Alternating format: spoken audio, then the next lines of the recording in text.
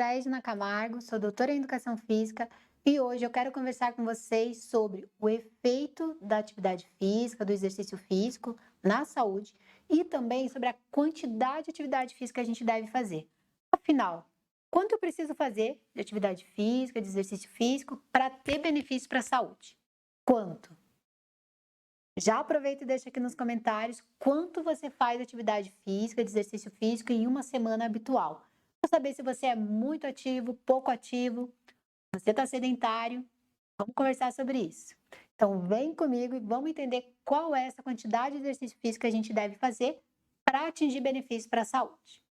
Bom, para entender sobre os benefícios da atividade física, do exercício físico e a quantidade indicada para a saúde, é bom lembrar o que é efeito agudo e o que é efeito crônico do exercício. Então, quando a gente faz exercício físico, nós temos o efeito agudo e o efeito crônico. O efeito agudo, os efeitos fisiológicos agudos, imediatos, é o que acontece na hora do exercício. Então, ele é conhecido também como resposta. Então, é aquela que acontece em associação direta à sessão de exercício. Você faz exercício, você começa a suar. Você faz exercício, aumenta o batimento cardíaco. Então, os efeitos agudos imediatos são os que ocorrem no período do exercício e também no pós. Então, por isso que a gente fala agudo, efeito imediato, que acontece na hora, e depois no pós-exercício. Então, quando a gente pensa em exemplos, né, do que é efeito agudo, a ventilação pulmonar, a sudorese, o aumento da frequência cardíaca, eles estão habitualmente relacionados ao esforço do exercício. Então, você fez na hora do exercício. O efeito agudo imediato é esse. O efeito agudo tardio, que é um efeito fisiológico que acontece nas próximas 24 horas, ele pode ser exemplificado como uma discreta redução nos níveis tensionais, especialmente quando a gente fala do hipertenso. Então, a pressão arterial na hora do exercício físico aumenta, mas nas próximas 24 horas ela tende a cair. Aumento do número de receptores de insulina. Então, nas membranas das células musculares, aumenta esses receptores. Então, isso é o efeito agudo tardio. E o efeito fisiológico crônico, também denominado como adaptação. Então, é a adaptação do exercício para a tua saúde. São aqueles que resultam da exposição frequente e regular às sessões de treinamento. Então, quanto mais você treinar, maiores benefícios. Eles representam os aspectos morfofuncionais. Eles diferem de indivíduo fisicamente treinado para um indivíduo sedentário.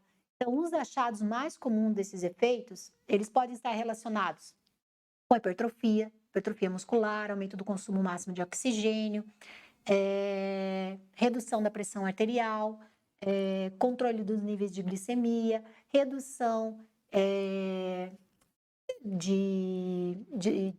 de adaptações, né? Por exemplo, pense em gordura, colesterol, triglicerídeo. Então, essas adaptações no exercício, eles trazem benefícios para a saúde e conseguem normalizar a saúde do indivíduo. Nós temos um estudo muito importante na literatura de Boff colaboradores, eu vou deixar aqui ele, porque eu amo ele, vou deixar na descrição do vídeo. E ele menciona que a atividade física e o exercício físico, ele previne cerca de 35 doenças ou condições crônicas. Isso mesmo, 35, ou seja, a literatura ela é muito robusta quando a gente afirma dos benefícios da atividade física, do exercício físico para a saúde. Nesse estudo, essas 35 condições de doenças, eles incluíram envelhecimento biológico acelerado, morte prematura, baixa aptidão cardiorrespiratória, então melhora essa aptidão, sarcopenia, então a gente consegue reverter esse quadro de sarcopenia, síndrome metabólica, obesidade, resistência à insulina, pré-diabetes, diabetes tipo 2, doença hepática, que mais? A doença hepática gordurosa não alcoólica e a doença cardíaca coronariana.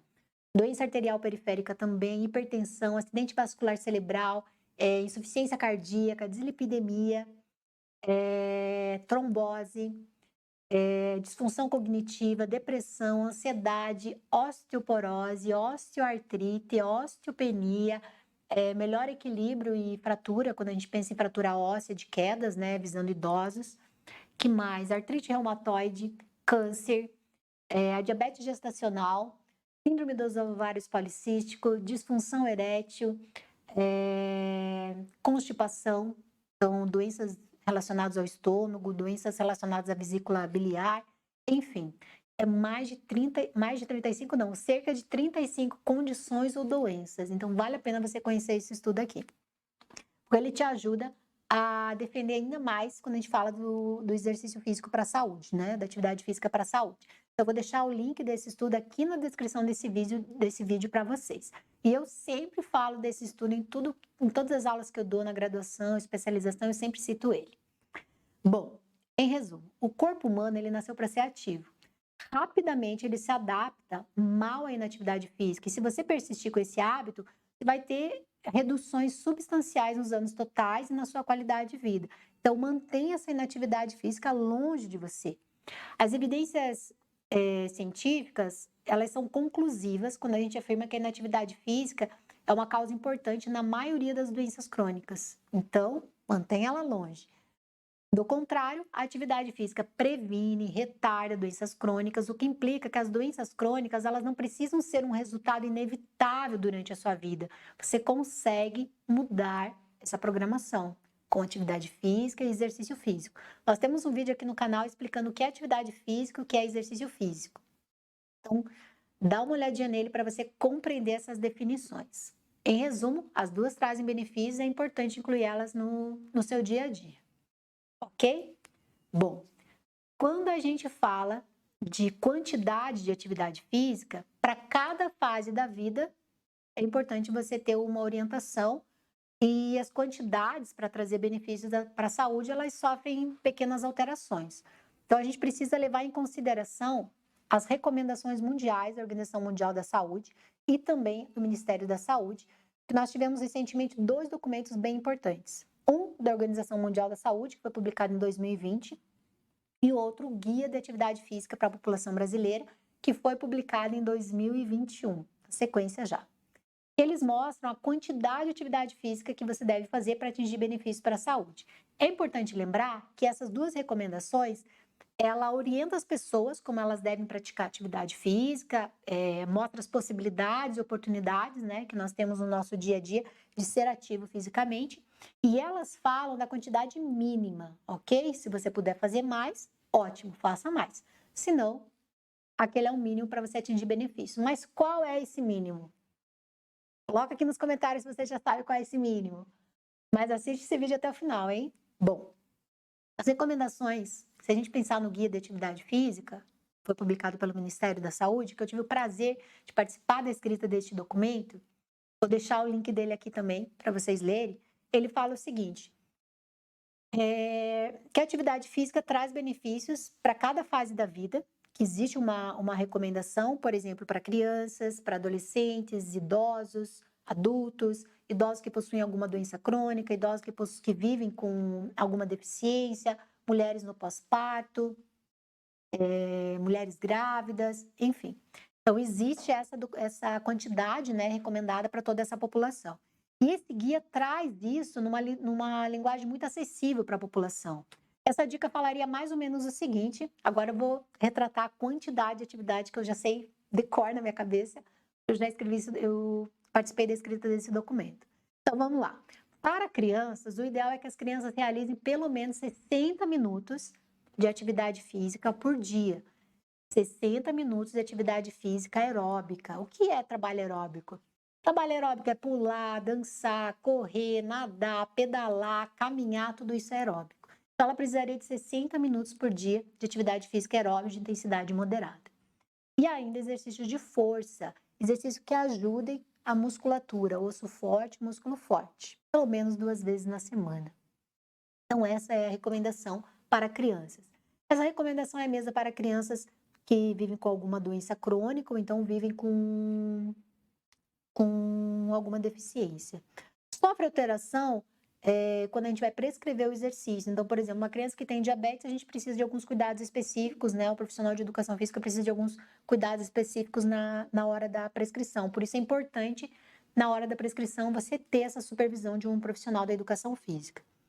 Bom, quando a gente fala de adultos, essa quantidade é pela semana. Então, por exemplo, você precisaria executar 150 minutos na semana de atividade física moderada, de atividade física aeróbica de intensidade moderada. 150 a 300 minutos. Se você fez 150 e se sentiu confortável, aumente para 300 minutos na semana. Então, a ideia é que você faça de 150 a 300 minutos na semana de atividade física aeróbica e ainda mais 2 vezes na semana de exercício de força. Exercício de força para músculo e ossos, ok? Então, exercício de força é muito importante, então inclua ele na sua rotina de treinamento. E é importante lembrar que pessoas que vivem com alguma doença, pessoas que possuem alguma deficiência, também devem fazer exercícios, tanto de força quanto exercício aeróbico. Esses dados também vão para mulheres grávidas e no pós-parto. O Guia de Recomendação Brasileira ainda oferece algumas recomendações bem importantes para as mulheres, alguns cuidados específicos. Então, em breve eu vou trazer um vídeo específico aqui só sobre mulheres grávidas, mas em resumo eu já antecipo o seguinte, que você precisaria cumprir pelo menos 150 minutos de atividade física aeróbica, intensidade moderada, reduzir o teu comportamento sedentário. E se você já é ativa fisicamente, você pode manter os seus treinamentos normais. Lembrando sempre que você precisa dessa liberação médica para saber se realmente a sua gravidez está segura antes de fazer o exercício físico. Então, procure seu médico e conheça sobre a sua saúde. Então, essas são as quantidades mínimas de atividade física que você deve fazer para trazer benefícios. Existe uma dose ótima? Então, por exemplo, quanto mais eu fizer, mais benefícios eu vou ter? A ideia é que quanto mais atividade, quanto mais exercício, mais benefícios você vai trazer para a sua saúde. Mas é importante lembrar que essa recomendação é a quantidade mínima.